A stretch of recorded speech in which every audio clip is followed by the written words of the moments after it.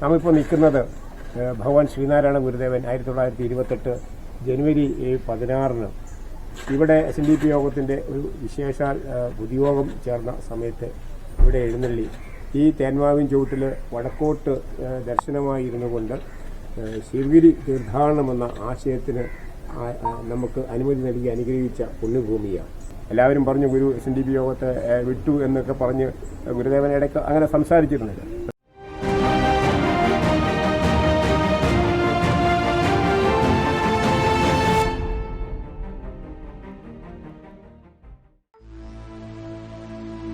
കോട്ടയം നഗരമധ്യത്തിൽ സ്ഥിതി ചെയ്യുന്ന നാഗമ്പടം മഹാദേവ ക്ഷേത്രത്തിന്റെ കാഴ്ചകളാണ് ഇന്നത്തെ വീഡിയോയിൽ കാണിക്കുന്നത്.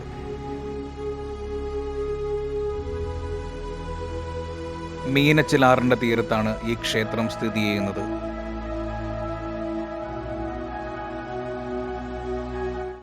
ശ്രീനാരായണ ഗുരുദേവൻ ശിവഗിരി തീർത്ഥാടനത്തിന് അനുമതി നൽകിയത് ഈ ക്ഷേത്ര സന്നിധിയിൽ വെച്ചാണ്.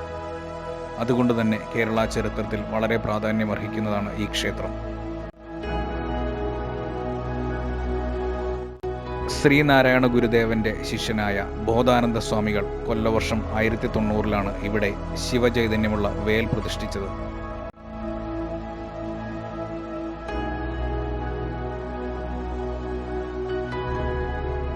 നാഗമ്പടം മഹാദേവർ ക്ഷേത്രത്തിന്റെ ചരിത്ര പ്രാധാന്യത്തെക്കുറിച്ച് ബഹുമാനപ്പെട്ട Kottayam SNDP union secretary R Rajeev sir നമ്മളോട് കൂടുതൽ കാര്യങ്ങൾ വിശദീകരിക്കും. അദ്ദേഹത്തിന്റെ വാക്കുകളിലേക്ക് നമുക്ക് പോകാം. നമസ്തേ. SNDP യോഗം കോട്ടയം യൂണിയന്റെ ആത്മീയ കേന്ദ്രമായ നാഗമ്പടം ശ്രീ മഹാദേവ ക്ഷേത്ര സന്നിധിയിലാണ് നാം നിൽക്കുന്നത്. ആചാന്തരചാര പ്രശോഭനി സഭ എന്ന് പറയുന്ന ഒരു ഇഴവരുടെ ഒരു കൂട്ടായ്മ ഈ കോട്ടയം പട്ടണം കേന്ദ്രീകരിച്ചുകൊണ്ട് ഉണ്ടാക്കുകയും ഗുരുദേവൻ SNDP യോഗ രൂപീകരണത്തിന് മുമ്പായി വടക്കോട്ടുള്ള സഞ്ചാരമധ്യേ പലപ്പോഴും വിശ്രമ സങ്കേതമായി ഏറ്റെടുത്തിട്ടുള്ള ഒരു സങ്കേതമാണ് നമ്മുടെ നാഗമ്പടം ക്ഷേത്ര സമിതി.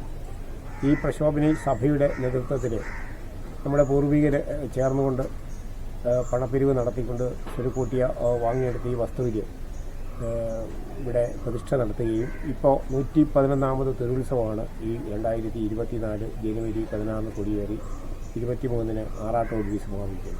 അപ്പോൾ അത്രയും വർഷങ്ങൾക്ക് മുമ്പ് അന്നത്തെ വല്ലഭശ്ശേരി ഗോവിന്ദൻ മൈതിർ, TK കൃഷ്ണൻ റൈറ്റർ, വൈദികാചാര്യ K ഗോപാലൻ തന്ത്രികൾ, അങ്ങനെയുള്ള പൂർവ്വ സൂര്യകൾ ഒത്തുചേർന്നുകൊണ്ട് അങ്ങനെ സഭയുടെ പേരിൽ ഈ വസ്തു സമ്പാദിക്കുന്ന ക്ഷേത്രം സ്ഥാപിക്കുകയും അത് ഗുരുദേവൻ കോട്ടയത്ത് എത്തുമ്പോൾ ഗുരുദേവനോടൊപ്പം സഞ്ചരിച്ചുകൊണ്ട് ഗുരുവിൻ്റെ ധർമ്മപ്രചാരകരായി പ്രവർത്തിച്ച ഗൃഹസ്ഥ ശിഷ്യന്മാരെ പ്രവർത്തിച്ചവരാണ് ഈ പറഞ്ഞ 3 വ്യക്തികൾ.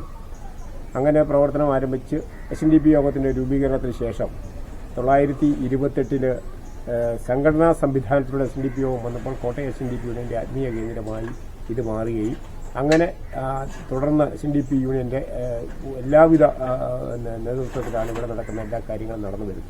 നാം ഇപ്പോൾ നിൽക്കുന്നത് ഭഗവാൻ ശ്രീനാരായണ ഗുരുദേവൻ 1928 ജനുവരി 16 ഇവിടെ SNDP യോഗത്തിൻ്റെ ഒരു വിശേഷാൽ പൊതുയോഗം ചേർന്ന സമയത്ത് ഇവിടെ എഴുന്നള്ളി ഈ തേന്മാവിൻ ചുവട്ടിൽ വടക്കോട്ട് ദർശനമായിരുന്നു കൊണ്ട് ശിവഗിരി തീർത്ഥാടനമെന്ന ആശയത്തിന് നമുക്ക് അനുമതി നൽകി അനുഗ്രഹിച്ച പുണ്യഭൂമിയാണ്. വല്ലഭശ്ശേരി ഗോവിന്ദൻ മൈതിരും TK കൃഷ്ണൻ റൈറ്ററും നേരത്തെ തന്നെ വളരെ നാളത്തെ ആലോചനയ്ക്ക് ശേഷം ഭഗവാൻ ഇനി ഇവിടെ എത്തുമ്പോൾ ഭഗവാന്റെ മുമ്പിൽ അവതരിപ്പിക്കാൻ വേണ്ടി വെച്ചിരുന്ന ഒരു കാര്യമാണ് ശിവഗിരി തീർത്ഥാടനമെന്ന ആശയം. അങ്ങനെ ഗുരുദേവൻ 1928 ജനുവരി 16 ഇവിടെ എത്തുമ്പോൾ ശിവഗിരി തീർത്ഥാടനമെന്ന ആശയം ഗുരുവിൻ്റെ മുമ്പിൽ സമർപ്പിക്കുകയും ഗുരു അത് കേട്ടിട്ട് കൊള്ളാമല്ലോ, നല്ല കാര്യമാണല്ലോ, ശിവഗിരിയിലെത്തിയാൽ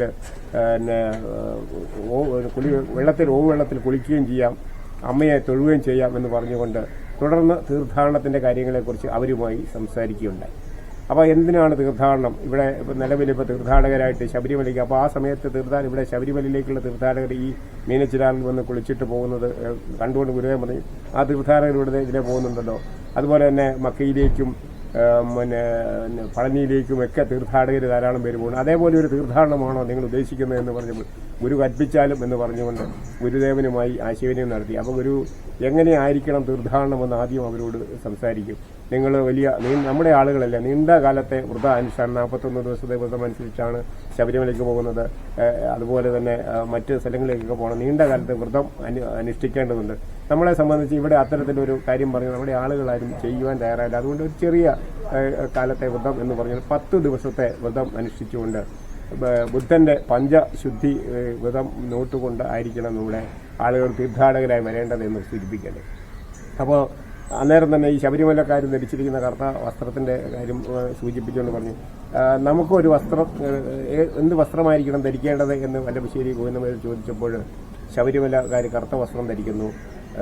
അങ്ങനെ പല ആളുകളും ഓരോ യാത്രയ്ക്ക് വസ്ത്രങ്ങൾ തിരഞ്ഞെടുക്കുമ്പോൾ നമുക്ക് ഏത് വസ്ത്രം എന്ന് ചോദിച്ചപ്പോൾ ഒരു അല്പ ആലോചനയ്ക്ക് ശേഷം മഞ്ഞ ആയിക്കോട്ടെ, കൃഷ്ണന്റെ മഞ്ഞ നിറമായിരിക്കോട്ടെ എന്ന് പറഞ്ഞുകൊണ്ട് ശിവരി തീർത്ഥാടനക്ക് മഞ്ഞ വസ്ത്രം ധരിക്കണം എന്ന് ഗുരുവിന്റെ നല്ല കൽപ്പന ഉണ്ടാകുകയാണ്. അപ്പോൾ നിങ്ങളൊരിക്കലും പുതിയ വസ്ത്രം മഞ്ഞ വസ്ത്രം ധരിക്കണമെന്ന് പറഞ്ഞ് പുതിയ വസ്ത്രം വാങ്ങിക്കാൻ വേണ്ടി പോകേണ്ടതില്ല. നിലം ഉപയോഗിച്ചുകൊണ്ടിരിക്കുന്ന വെള്ള വസ്ത്രം മഞ്ഞൾ മുക്കി മഞ്ഞ വസ്ത്രമായി ഉപയോഗിക്കാവുന്നതാണ്. കാരണം 2 ഗുണമുണ്ട്. ഒന്ന് മഞ്ഞ വസ്ത്രമാകുന്നു, രണ്ടാമത് മഞ്ഞൾ മുക്കുമ്പോൾ അതിലെ അണുക്കൾ പോകും, യാത്രയ്ക്ക് അത് ശരീരശുദ്ധിക്കും വളരെ ഗുണമാണ് എന്ന് പറഞ്ഞുകൊണ്ട് മഞ്ഞൾ മുക്കിയുള്ള മഞ്ഞ വസ്ത്രം ഉപയോഗിക്കാനാണ് ഗുരു അന്ന് ഉപദേശം നൽകിയത്. അപ്പോൾ യാത്രയുടെ ആളുകൾ പോകുമ്പോൾ യാത്രകൾ ധരിക്കേണ്ട വസ്ത്രത്തെക്കുറിച്ച് ഗുരുവിൻ്റെ നിർദ്ദേശം കിട്ടി. അവർ പഞ്ചശുദ്ധി വ്രതത്തോടുകൂടി 10 ദിവസത്തെ വ്രതം അനുഷ്ഠിക്കണമെന്ന് പറഞ്ഞു. തുടർന്ന് പറഞ്ഞപ്പോൾ അത് കാര്യമെല്ലാം തീർന്നല്ലോ എന്ന് വിചാരിച്ച് വല്ലഭശ്ശേരി ഗോവിന്ദമേതിരും കിട്ടൻ റൈറ്ററും നിന്നപ്പോൾ ഗുരു പറഞ്ഞു, ഇങ്ങനെയൊരു തീർത്ഥാടനം നടത്താൻ ഒരു കാര്യം ചെയ്യുമ്പോൾ അതിനൊരു ലക്ഷ്യമുണ്ടാവണം. അതുകൊണ്ട് ഈ തീർത്ഥാടന കാര്യങ്ങളെക്കുറിച്ച് നിങ്ങൾക്കൊരു ലക്ഷ്യബോധം ഉണ്ടാവണം എന്ന് പറഞ്ഞുകൊണ്ട് ഗുരുവിൻ്റെ ഇടത്തെ കൈവിരലിൽ നിന്നും ഓരോ വിരൽ മടക്കിക്കൊണ്ട് ഇതിൻ്റെ ലക്ഷ്യത്തെക്കുറിച്ച് സൂചിപ്പിക്കുകയുണ്ടായി. വിദ്യാഭ്യാസം, ശുചിത്വം, ഈശ്വരഭക്തി, സംഘടന, കൃഷി, കച്ചവടം, കൈത്തൊഴിൽ, ശാസ്ത്ര സാങ്കേതിക പരിശീലനം, അങ്ങനെ 8 വിഷയങ്ങളെക്കുറിച്ച് ശിവഗിരിയിലെത്തുമ്പോൾ അവിടെ അറിവുള്ളവരെ വിളിച്ചു വരുത്തി അവരുടെ പ്രഭാഷണങ്ങളും ശ്രവിച്ചുകൊണ്ട് നിങ്ങൾ തീർത്ഥാടനത്തിൽ പങ്കെടുത്ത് തിരികെ പോകുന്നു. അത് നാട്ടിലെത്തി അത് നടപ്പാക്കിക്കൊണ്ട് പുതിയ ഒരു വർഷത്തെ വരവേൽക്കണം എന്ന് പറഞ്ഞുകൊണ്ട് ഒരു തീർത്ഥാടനത്തിന് അനുമതി നൽകിയുണ്ടായി.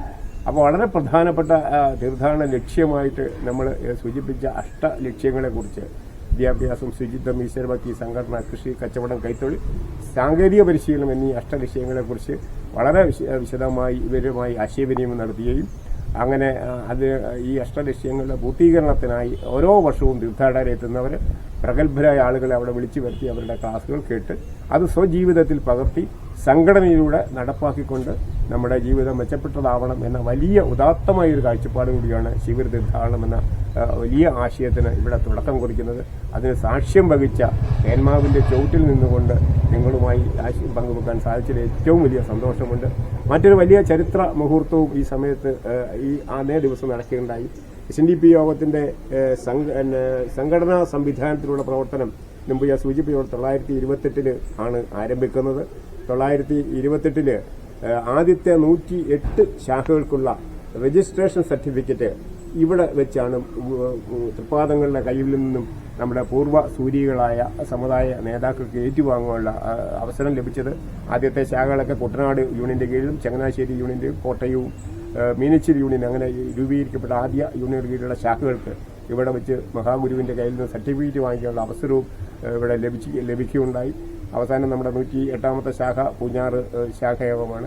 അപ്പം അങ്ങനെയുള്ള ശാഖകൾക്ക് സർട്ടിഫിക്കറ്റ് ഒന്നാമത് ആനന്ദാശ്രമ ശാഖയും അതുപോലെ തന്നെ കൈനടി ശാഖയും ഉൾപ്പെടെ ഉള്ള ആദ്യത്തെ ശാഖകൾക്കെല്ലാം ഇവിടെ വെച്ച് സർട്ടിഫിക്കറ്റ് കൊടുത്തുകൊണ്ട് സംഘടനാ സംവിധാനത്തിൽ 1903 SNDP രൂപീകരിച്ചെങ്കിലും സംഘടനാ സംവിധാനത്തിലൂടെ യോഗത്തിന്റെ പ്രവർത്തനം ആരംഭിക്കുന്നത് 1928 ജനുവരി 14 മഹാഗുരുവിന്റെ കയ്യിൽ നിന്നും സർട്ടിഫിക്കറ്റ് വാങ്ങിക്കൊണ്ടുള്ള പ്രവർത്തനം ആരംഭിച്ചപ്പോഴാണ്.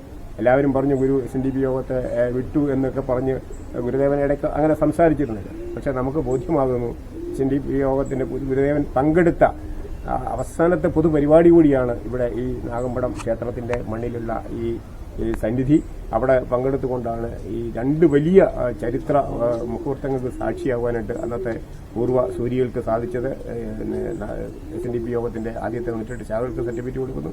ശിവഗിരി തീർത്ഥാടനം എന്ന വലിയ ആശയം മുന്നോട്ട് വെച്ചുകൊണ്ട് അതിന് അംഗീകാരം ഗുരുവിൽ നിന്ന് വാങ്ങിയെടുത്തുകൊണ്ട് ഇന്ന് ലക്ഷോപലക്ഷം ആളുകൾ പങ്കെടുക്കുന്ന വലിയ മഹാതീർത്ഥാടനമായി മാറുവാനായിട്ടും ഒക്കെ തുടക്കം കുറിച്ച മണ്ണിലാണ് നാം നിൽക്കുന്നത്. അതുപോലെ തന്നെ മറ്റൊരു ചരിത്ര നിർമ്മിതിയാണ് നമ്മൾ ആ ക്ഷേത്രത്തിൻ്റെ വടക്ക് വശത്ത് കാണുന്ന കവികുമാരം മന്ദിരം എന്നുള്ളത്. 1924 പിന്നെ മഹാഗുരുവിനെ കാണുവാൻ ചെന്നിട്ട് കാണാൻ പറ്റാതെ മലബാറിലേക്കുള്ള ആലുവയിലേക്കുള്ള യാത്രാമധ്യയെ കുമാരനാശാന് യാത്രാമധ്യയിൽ കോട്ടയത്ത് അന്ന് ഇവിടെ ഒരു യോഗം, സംഘടനാ പ്രവർത്തന യോഗം വിളിച്ചിരുന്നു. അതിൽ പങ്കെടുക്കുവാനായിട്ട് ഇന്ന് വരുന്ന വഴിക്കാണ് റെഡീമർ ബോട്ട് അപകടത്തിൽ ആശാൻ നമ്മെ വിട്ടുപിരിയുന്നത്.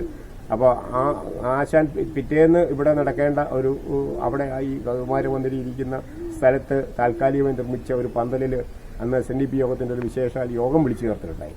അപ്പോൾ അതിൽ പങ്കെടുക്കുവാനായിട്ടാണ് ആശാൻ അന്ന് കോട്ടയത്തേക്ക് എത്തേണ്ടിയിരുന്നത്. ഇവിടെ വന്ന് ശേഷം തുടർന്ന് അങ്ങോട്ട് യാത്ര ചെയ്ത് ആലുവയ്ക്ക് പോകാനിരിക്കേണ്ടതായിരുന്നു.